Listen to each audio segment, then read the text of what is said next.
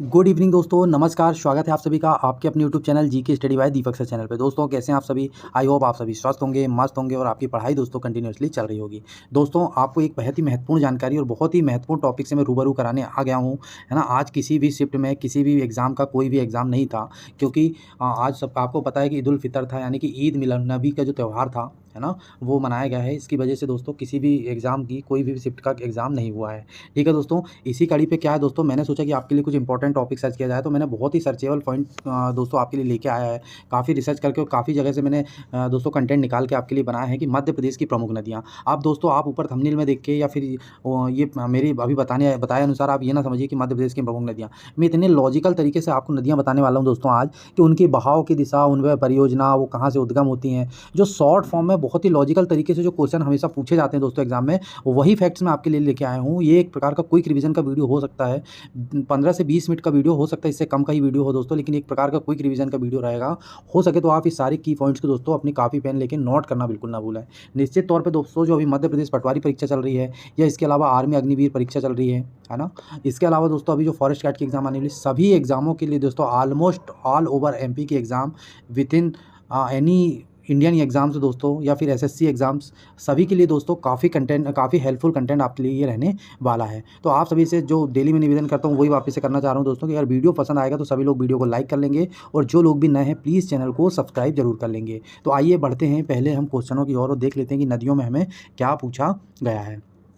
तो दोस्तों हम पहले जो बात करने वाले हैं, नदियों के प्रवाह की बात करने वाले हैं। काफ़ी इंपॉर्टेंट टॉपिक है दोस्तों, है ना। नदियों के प्रवाह की दिशा हमेशा क्वेश्चन में पूछा जाता है कि कौन सी नदी किस दिशा में बहती है। तो दोस्तों पहले चंबल नदी, बेतवा नदी, सोन, केन, ये जो 4 नदी हैं दोस्तों, चंबल नदी, बेतवा नदी, सोन नदी और केन नदी, चारों का उद्गम दोस्तों मध्य प्रदेश से हुआ है ना। और चारों जो है नदी दोस्तों उत्तर दिशा की ओर बहती हैं। किस दिशा में दोस्तों? उत्तर दिशा की ओर बहती हैं। ठीक है दोस्तों, इसके बाद बात करते हैं दोस्तों नर्मदा और ताप्ती नदी। ये दोनों जो नदी दोस्तों पूर्व की ओर बहती हैं, और इनका एक और लॉजिक है दोस्तों कि पूर्व की ओर बहती हैं और डेल्टा ना बनाते हुए दोस्तों एस्चुरी का निर्माण करती हैं ना। ठीक है, इसके अलावा दोस्तों बैनगंगा नदी, बरधा नदी दक्षिण की ओर बहने वाली नदी हैं। बैनगंगा और बरधा दो ऐसी नदी हैं दोस्तों जिनका प्रवाह दक्षिण की ओर है। ठीक है दोस्तों, इसके अलावा दोस्तों हम चंबल नदी काफ़ी पूछी जा रही है, काफ़ी इंपॉर्टेंट नदी भी है, मध्य प्रदेश की दूसरी बड़ी नदी है ये, है ना। तो इसके बारे में हम कुछ की फैक्ट जान लेते हैं कि इसका कहाँ से उद्गम हुआ है, क्या है इसके बारे में जानकारी। तो दोस्तों चंबल नदी को जो उद्गम हुआ है इंदौर जिले की महू तहसील की जनापाव पहाड़ी से उद्गम हुआ। कहाँ से दोस्तों? इंदौर जिले की महू तहसील की जनापाव पहाड़ी से इसका उद्गम हुआ है। और इसके समापन की बात करें दोस्तों तो ये उत्तर प्रदेश के इटावा नामक शहर में यमुना नदी से सीधे मिल जाती है दोस्तों। ठीक है, जो चंबल नदी है वो यमुना नदी से दोस्तों उत्तर प्रदेश के इटावा नामक शहर में आगरा होते हुए इटावा पहुंचती है, और इटावा से दोस्तों सीधे जाके यमुना नदी में मिल जाती है। और दोस्तों एक और की फैक्ट इसका मैं बताना चाहूँगा कि यमुना की सबसे बड़ी सहायक नदी चंबल नदी ही है जहाँ तक, है ना दोस्तों। लंबाई की बात करें दोस्तों तो ये मध्य प्रदेश की दूसरी सबसे बड़ी लंबी नदी है, और इसकी लंबाई की अगर बात करें तो 965 किलोमीटर, यानी कि 965 किलोमीटर इसकी टोटल लेंथ हो जाएगी। इसके अन्य नाम की बात करें तो धर्मावती, चरमावती, भूगर्भा, है ना, चरमाड़वती, ये सारे दोस्तों इसके चंबल नदी के अन्य नाम हो जाएंगे। सहायक नदी की अगर बात करें दोस्तों तो पार्वती इसकी सहायक नदी है, काली सिंध इसकी सहायक नदी है, सिंध नदी इसकी सहायक, और क्षिप्रा नदी। ये चारों नदी जो है दोस्तों इनका भी उद्गम मध्य प्रदेश से ही होता है। ठीक है दोस्तों, चलते हैं अगले क्वेश्चनों की ओर। अगले क्वेश्चन की बात करें दोस्तों तो परियोजनाएं, विभिन्न प्रकार की जो परियोजनाएं हैं दोस्तों उनके बारे में हम यहाँ पे डिस्कस करने वाले हैं कि कौन सी परियोजना कहाँ से वो रखती है, संबंध रखती है। ठीक है दोस्तों, तो गांधी सागर बांध की अगर बात करें तो ये मंदसौर जिले में स्थित है। मध्य प्रदेश की प्रथम जल विद्युत परियोजना यहीं से स्टार्ट हुई थी, और इसकी अगर सन आपसे पूछा जाए तो 1960 में ये स्थित हुई थी। ठीक है दोस्तों, गांधी सागर बांध जो है पहली जल विद्युत परियोजना यहीं से स्टार्ट हुई थी, और 1960 में इसका शुभारंभ किया गया था। जवाहर कोटा बैराज ये राजस्थान में परियोजना है दोस्तों। राणा प्रताप सागर परियोजना की बात करें तो ये राजस्थान की हो जाएगी। यह नदी मध्य प्रदेश की सबसे उत्तरी सीमा बनाती है। ये दोस्तों थोड़ा सा गलत की पॉइंट यहाँ पे प्रिंट हो गया है। चलिए आगे बढ़ते हैं हम। इसके अलावा दोस्तों नर्मदा नदी के बारे में थोड़ी सी जानकारी हम यहाँ पे देख लेते हैं। ठीक है दोस्तों, तो नर्मदा नदी की अगर हम यहाँ पे बात कर लें दोस्तों तो उद्गम की बात करें तो अनूपपुर जिले के अमरकंटक से इसका उद्गम हुआ है, और मध्य प्रदेश की सबसे बड़ी नदी होती है। कौन सी दोस्तों? मध्य प्रदेश की सबसे बड़ी नदी ये हो जाएगी। इसके समापन की बात करें कि ये कहाँ जाती है दोस्तों, तो खंबात की खाड़ी में मिलती है अरब सागर में। ये दोस्तों सीधे खंबात की खाड़ी में गिरती है अरब सागर में जाके। ठीक है, लंबाई की अगर बात कर लें दोस्तों तो 1312 किलोमीटर इसकी टोटल लेंथ है दोस्तों। इसके अलावा जो मध्य प्रदेश की लंबाई की बात करें तो 1077 यानी कि 1077 किलोमीटर की जो लंबाई है मध्य प्रदेश में ये तय करती है। अन्य नाम की बात करें तो रेवा, मेकलसुता, नामादोस, ये सारे दोस्तों नर्मदा के अन्य नाम हो जाएंगे। सहायक नदियाँ की बात कर लें दोस्तों तो नर्मदा की 41 सहायक नदी हैं, छोटी बड़ी मिला के। ठीक है दोस्तों, 41 सहायक नदी इसकी हो जाएंगी। आगे बढ़ने से पहले दोस्तों आप सभी को मैं एक चीज़ और फिर से अवगत कराना चाहता हूँ कि आपको क्वेश्चन या आंसर में किसी भी प्रकार का कोई भी डाउट लगता है दोस्तों, तो आप उस चीज़ को बिना झिझक के दोस्तों हमें हमारे व्हाट्सएप नंबर 8827274020 पर व्हाट्सएप कर सकते हैं। दोस्तों यहाँ पर निश्चित तौर पर जैसे ही मैं फ्री होऊंगा आपकी क्वेरी को पूरी तरह से सेटिस्फेक्शन करने के लिए मैं बाध्य रहूँगा और निश्चित तौर पर आपका रिप्लाई जरूर करूँगा। या फिर दोस्तों आप इस वीडियो के कमेंट बॉक्स में भी आप हमें कमेंट करके कोई भी डाउट या फिर क्वेश्चन आंसर से रिलेटेड कोई भी क्वेरी दोस्तों आप क्लियर कर सकते हैं।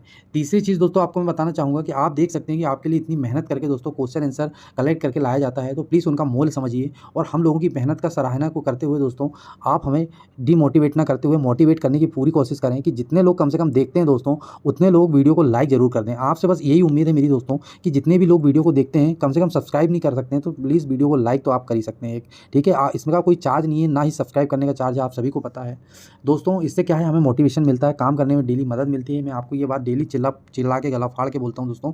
तो प्लीज़ आप सभी से मेरा आग्रह है कि प्लीज़ जो लोग भी नए हैं चैनल को सब्सक्राइब जरूर कर लें, क्योंकि दोस्तों आपके लिए काफ़ी अच्छा कंटेंट, हम बहुत ही अच्छा कंटेंट से रूबरू कराते हैं। निश्चित तौर पर कहीं ना कहीं आपको किसी न किसी एग्जाम में दोस्तों जरूर हेल्पफुल होगा, तो आप इन सारे की फैक्ट्सों को दोस्तों नोट जरूर करते चलें। ठीक है दोस्तों, बढ़ते हैं आगे दोस्तों। इसकी सहायक नदियों की अगर हम लोग बात करें दोस्तों, ये जो चंबल नदी है इसकी हम सहायक नदियों की अगर बात कर लें तो कौन सी इसकी सहायक नदियां हो जाएंगी दोस्तों, 41 इसकी टोटल सहायक नदी के हैं। और जिनमें से अगर प्रमुख नदियों की हम लोग बात करें तो दोस्तों बरना, हिरन, हथनी, ऊटी, शेर, शक्कर, तवा, बंजर, दूधी आदि इसकी प्रमुख सहायक नदियां हो जाएंगी। ठीक है दोस्तों, बेसिन क्षेत्र की बात करें तो 93,180 वर्ग किलोमीटर कुल इसका बेसिन क्षेत्र हो जाएगा। ठीक है दोस्तों, अगर इसकी बहाव की परसेंटेज की बात करें तो ये लगभग 90% दोस्तों, 89.9% यानी कि 90% दोस्तों ये मध्य प्रदेश में बहती है, 6.5% गुजरात में बहती है और 2.7% इसका हिस्सा महाराष्ट्र में हो जाएगा वर्ग किलोमीटर में दोस्तों। ठीक है, प्रमुख परियोजनाओं की हम यहाँ पे बात करने वाले दोस्तों, जो प्रमुख परियोजना है उनके बारे में हम यहाँ पे देखने वाले हैं। इंदिरा सागर बांध की बात करें तो पुनासा डैम है दोस्तों, सरदार सरोवर बांध जो है वो इसमें परियोजना। ये सब दोस्तों नर्मदा नदी की परियोजना है, मैं आपको बता रहा हूँ ना, कन्फ्यूज़ ना हुए प्लीज़ आप। ये नर्मदा नदी की मैंने आपको परियोजना बताई है। इसके अलावा दोस्तों हम सोन नदी की ओर बढ़ रहे हैं आगे। सोन नदी की बात कर लें दोस्तों तो ये उद्गम इसका अनूपपुर के अमरकंटक नामक स्थान से हुआ है, यानी कि नर्मदा का जहाँ से उद्गम हुआ है सेम स्थान से दोस्तों सोन नदी का भी उद्गम हुआ है। और इसका दोस्तों जो समापन है ये कहाँ पे जाके पूरी होती है, तो ये गंगा नदी में जाके मिलती है। पटना के पास दोस्तों दीनापुर नामक जो गाँव है, दीनापुर नामक शहर है बिहार स्टेट में, वहाँ पर जाके दोस्तों ये डायरेक्ट गंगा नदी में मिल जाती है। कौन सी? सोन नदी। और आपको एक इंपॉर्टेंट बात मैं इसकी बताना चाह रहा हूँ कि गंगा नदी की सबसे बड़ी सहायक नदी की बात की जाए तो वो सोन नदी है। गंगा नदी की सबसे बड़ी सहायक नदी की अगर बात की जाए तो वो सोन नदी ही है। और ये इंपॉर्टेंट क्वेश्चन दोस्तों कई बार पूछा जा चुका है, एमपीपीएससी में भी ये एग्जाम को कई बार पूछा जा चुका है कि गंगा की सबसे बड़ी सहायक नदी कौन सी है, तो वो सोन नदी हो जाएगी। लंबाई की बात कर लें दोस्तों तो 780 किलोमीटर इसकी टोटल लेंथ है। ठीक है दोस्तों, अन्य नाम की बात करें तो इसका स्वर्ण नदी, हिरण नदी, ये दोस्तों इसके अन्य नाम हो जाएंगे। इस नदी में अगर परियोजना की बात कर लें दोस्तों, बाणसागर परियोजना शहडोल जिले में है दोस्तों। ये बाणसागर परियोजना जो है ये शहडोल जिले में बिल्कुल नहीं है, है ना, यहाँ पे गलत प्रिंट हुआ है दोस्तों।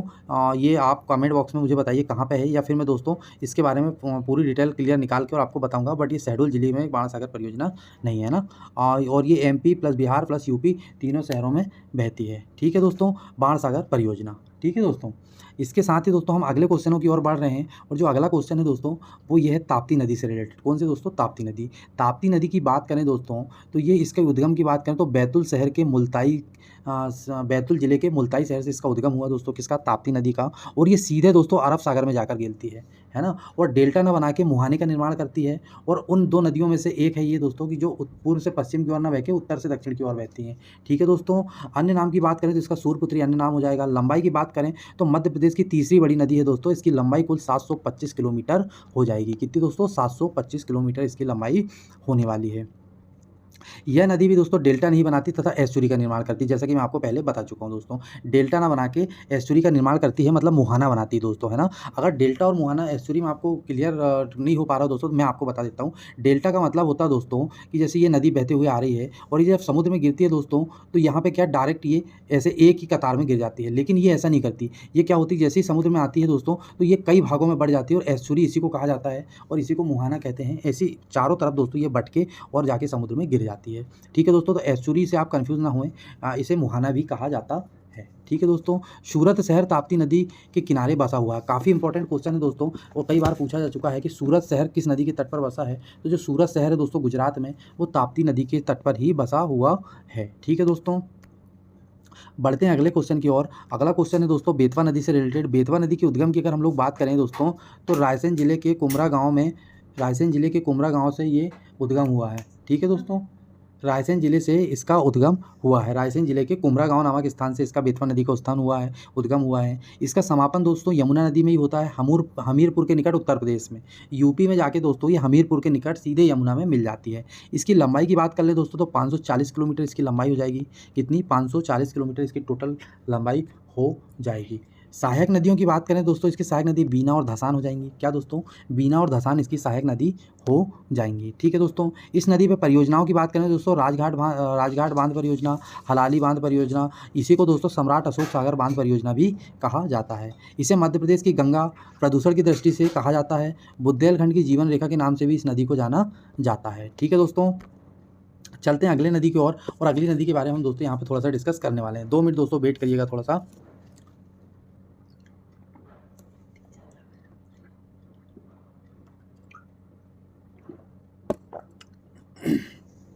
चलिए दोस्तों, तवा नदी की हम लोग यहाँ पे बात करने वाले हैं, तवा के बारे में। ठीक है, उद्गम की बात करें दोस्तों तवा की, तो होशंगाबाद के पचमढ़ी के पास महादेव पर्वत से इसका उद्गम हुआ है।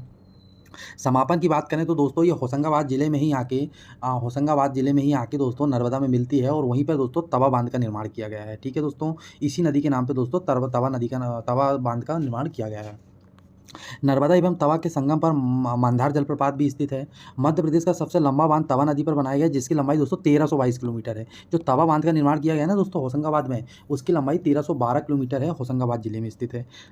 सबसे लंबा दोस्तों सड़क पुल भी तवा नदी पर स्थित है। ठीक है दोस्तों, ये इंपॉर्टेंट फैक्ट्स हैं तवा नदी के बारे में। अगली नदी के बारे में जो बात करने वाले हैं दोस्तों, वो क्षिप्रा नदी हो जाएगी। ठीक है, बहुत ही इंपॉर्टेंट नदी है। उद्गम की बात करें दोस्तों, तो क्षिप्रा का उद्गम जो हुआ काकरी बरडी पहाड़ी इंदौर से हुआ है। और ठीक है दोस्तों, समापन की बात करें तो चंबल नदी में जाके मिल जाती है दोस्तों देवास के पास जाके ये चंबल नदी पे मिल जाती है। लंबाई की बात करें वो दोस्तों, तो 195 किलोमीटर इसकी टोटल लंबाई है दोस्तों, बहुत छोटी नदी है ना। और उज्जैन शहर जो है दोस्तों क्षिप्रा नदी के तट पर बसा है, ये आप सभी को पता होगा। इस नदी को मालवा की गंगा भी कहा जाता है। इसका प्राचीन नाम दोस्तों अवंती है। क्या है? प्राचीन नाम अवंती है। क्षिप्रा नदी के किनारे उज्जैन में सिंहस्थ का मेला लगता है दोस्तों, जो 12 वर्षों में एक बार लगता है ना। अभी इसके पहले 2016 में लगा था, अब 2028 में ये का लगने वाला है। ठीक है दोस्तों, चलते हैं अगले क्वेश्चनों की ओर दोस्तों। अगला जो क्वेश्चन है दोस्तों हमारा, ये अगली जो हमारे पास नदी है वो माही नदी है। कौन सी नदी दोस्तों? माही नदी है। माही नदी के बारे में जानेंगे। इस नदी का उद्गम दोस्तों विंध्याचल पर्वत से माना जाता है ना। ये माही नदी दोस्तों माही नदी की अगर हम लोग बात कर रहे हैं, तो माही नदी का जो उद्गम है दोस्तों विंध्याचल पर्वत से माना जाता है। लेकिन ये दोस्तों एग्जैक्ट जो लोकेशन है इसकी धार जिले के सरदारपुर, कहाँ पे दोस्तों? धार जिले के सरदारपुर से इसका उद्गम माना जाता है। धार जिले के कहाँ पे दोस्तों? धार जिले के सरदारपुर से इसका उद्गम माना जाता है। यह नदी दोस्तों कर्क रेखा को 2 बार काटती है। बहुत ही इंपॉर्टेंट क्वेश्चन है दोस्तों कि कौन सी नदी कर्क रेखा को 2 बार काटती है, तो वो माही नदी हो जाएगी, जिसका उद्गम मध्य प्रदेश से माना जाता है दोस्तों। ठीक है, अगली नदी दोस्तों काली सिंध की हम लोग बात करने वाले हैं दोस्तों। काली सिंध नदी की अगर बात करें तो इसका उद्गम देवास के बागली तहसील से हुआ है ना। देवास जिले के बागली तहसील से इसका उद्गम हुआ है। इसके समापन की बात करें तो चंबल में जाकर सीधे मिल जाती है ना। और लंबाई की अगर इसकी बात करें दोस्तों, तो 150 किलोमीटर हो जाएगी। 150 किलोमीटर इसकी कुल लेंथ हो जाएगी। ठीक है दोस्तों, आगे बढ़ते हैं, पार्वती नदी की बात करते हैं दोस्तों। बहुत छोटी छोटी नदियाँ दोस्तों, इनकी इंपॉर्टेंट जानकारी जो है मैं वही आपको बता रहा हूँ, इनके बारे में ज़्यादा डिटेल में आप लोगों को नहीं जाना है। पार्वती नदी की बात कर लें दोस्तों, तो इसका उद्गम सीहोर के आष्टा तहसील से हुआ है। सीहोर जिले के आष्टा तहसील से हुआ है। और समापन की बात करें तो पार्वती नदी सीधे जाके चंबल में मिल जाती है। आगे बढ़ने से पहले आप सभी को मैं कहना चाहूँगा दोस्तों, प्लीज़ जिसने भी अभी चैनल को सब्सक्राइब नहीं किया सब्सक्राइब कर लें। जितने लोग भी अभी चैनल में पहली बार बार आएँ, चैनल को सब्सक्राइब कर लें, वीडियो पसंद आता है तो वीडियो को लाइक कर दें, है ना। और आपके लिए इंपॉर्टेंट नहीं है वीडियो दोस्तों, तो अपने दोस्तों तक जरूर शेयर करें। दोस्तों आप सभी को पता है आपके लिए काफ़ी मेहनत करके इसका इंपॉर्टेंट कंटेंट जो है दोस्तों सर्च करके लाया जाता है। प्लीज़ आप इसकी कीमत समझिए, इसकी कीमत के बदले हमें कुछ नहीं चाहिए, आपका प्यार और आपका सपोर्ट चाहिए दोस्तों। तो प्यार और सपोर्ट में आप हमें लाइक, शेयर, सब्सक्राइब करके मोटिवेट कर सकते हैं, जिससे दोस्तों हम आपके लिए काम करने में काफ़ी मतलब अच्छा प्रदर्शन दिखाएँगे और आपके लिए काफ़ी अच्छे तरीके से और भी काम करने के लिए हम तत्पर रहेंगे। इसके अलावा दोस्तों मध्य प्रदेश पटवारी परीक्षा का मैं डेली आपके लिए एनालिसिस करवाता हूँ और जब तक लास्ट दिन तक एग्जाम होगी दोस्तों तब तक मैं आपके लिए एनालिसिस लेके आऊँगा। इसी कड़ी पे क्या हो रहा है दोस्तों कि मैं आपके लिए आर्मी अग्निवीर भर्ती परीक्षा जो चल रही है अभी प्रेजेंट में 2023 में कंडक्ट करवाई जा रही है, उसका भी दोस्तों मैं लगभग रेगुलर 18 तारीख से आपके लिए डेली एनालिसिस लेके आ रहा हूँ। निश्चित तौर पे आपने एनालिसिस सभी का वॉच कर लिया होगा, नहीं देखा होगा दोस्तों तो आप प्ले लिस्ट पे या हमारे चैनल पे जाके उन वीडियो को जरूर वॉच कर सकते हैं दोस्तों, ठीक है। तो प्लीज़ मेरी बातों को समझिए, आप प्लीज़ वीडियो को लाइक करिए और चैनल को सब्सक्राइब करना बिल्कुल नहीं भूलेंगे। टॉस या तमसा नदी की बात करने हम यहाँ पे जा रहे हैं दोस्तों। टॉस या तमसा का जो उद्गम है सतना जिले के कैमूर पहाड़ी से हुआ है दोस्तों। कहाँ से इसके उद्गम की अगर बात कर लें तो सतना जिले के कैमूर पहाड़ी से हुआ है और इसके समापन की बात करें तो ये गंगा में जाके सीधे मिल जाती है दोस्तों, गंगा नदी में जाके सीधे ये मिल जाती है, ठीक है दोस्तों। इसी कड़ी में अगली हम बैनगंगा नदी की बात करने जा रहे हैं। इसके उद्गम की बात करें दोस्तों तो सिवनी के परसवाड़ा पठार से हुआ है इसका, सिवनी जिले के दोस्तों परसवाड़ा पठार से इसका उद्गम हुआ है ना। इसका जो कहाँ पे जाके समापन होती है दोस्तों तो वर्धा नदी में जाके मिल जाती है महाराष्ट्र के नागपुर में। कहाँ पे दोस्तों? महाराष्ट्र के नागपुर में वर्धा नदी से जाकर ये मिल जाती है, ठीक है दोस्तों। वर्धा तथा बैनगंगा का संगम प्राणहिता के नाम से भी जाना जाता है दोस्तों। वर्धा तथा बैनगंगा का जो संगम है ना दोस्तों इसको प्राणहिता के नाम से भी जाना जाता है। अगली नदी दोस्तों केन नदी की हम लोग बात करने जा रहे हैं। इसके उद्गम की बात करें तो कटनी से हुआ है और समापन दोस्तों यमुना नदी में डायरेक्ट जाकर मिल जाती है कैन, ठीक है दोस्तों। इसी के साथ ही दोस्तों हम आज की आखिरी और अंतिम नदी की ओर बढ़ रहे हैं और आज की आखिरी और अंतिम नदी को हम देखने वाले हैं सिंध नदी। इसका उद्गम दोस्तों गुना के सिरोंज से हुआ है, गुना के सिरोंज से इसका उद्गम हुआ और समापन की बात करें तो यूपी के उत्तर प्रदेश के इटावा नामक शहर में दोस्तों ये चंबल नदी में सीधे जाके मिल जाती है, ठीक है दोस्तों। तो कैसा लगा हमें ये इंपॉर्टेंट टॉपिक आज का दोस्तों हमें ज़रूर बताएं और अगर किसी भी प्रकार के डाउट या कोई क्वेरी हो तो 8827274020 वाले नंबर पर हमें व्हाट्सएप कर सकते हैं या कमेंट बॉक्स में दोस्तों कमेंट पिन करके भी आप हमें जानकारी ले सकते हैं। इसी के साथ ही दोस्तों आपसे वापस से निवेदन करना चाहूँगा कि जो लोग भी अभी वीडियो को देख रहे हैं प्लीज़ वीडियो को लाइक कर दें। जो लोग भी नए हैं पहली बार चैनल पर आए हैं प्लीज़ चैनल को सब्सक्राइब जरूर कर लें, जिससे आने वाले वीडियो के लेटेस्ट नोटिफिकेशन आप तक तुरंत प्राप्त हो सकेंगे और आपका और हमारा कम्युनिकेशन जो है दोस्तों प्रॉपर बना रहेगा। तो कैसा लगा वीडियो दोस्तों हमें बताना बिल्कुल ना भूलें। इसी के साथ ही दोस्तों हम मिलते हैं आपसे नेक्स्ट वीडियो पे, तब तक के लिए आपसे चाहते हैं विदा और मिलते हैं हम नेक्स्ट वीडियो में। तब तक के लिए दोस्तों बाय बाय, गुड नाइट, जय हिंद।